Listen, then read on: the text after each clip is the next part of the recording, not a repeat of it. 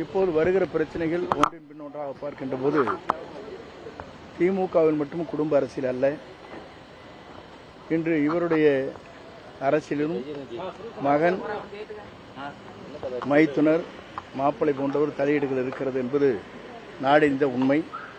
வாரிசு அரசியல் எங்கேயும் இருக்கு அப்படின்னு சொல்லியிருக்காரு. அது வாரிசு அரசியல் இங்கன்றது கிடையாது, புரியுதுங்களா? அது மட்டும் நான் உறுதியாக சொல்கிறேன்.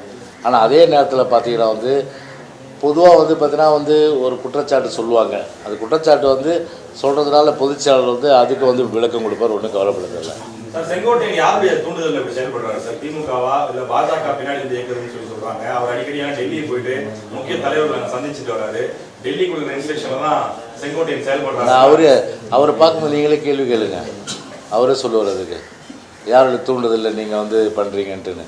நான் எனக்கு எப்படி தெரியும்? எனக்கு உங்களை போல நானும் டிவி பார்த்துட்டு தானே இருக்கேன். நேற்று டிடிவி தினகரன் அவர்களும் எடப்பாடி பழனிசாமி அவர் வெளியிட்ட அந்த டேப் மூலமா காமிச்ச அந்த வீடியோ போலவே இவரும் காட்டுறாரு. எனக்கு நான் கட்சி விட்டு நீக்கினதா, அம்மா நீக்கினதா அப்படின்னு எடப்பாடி சொல்றாரு.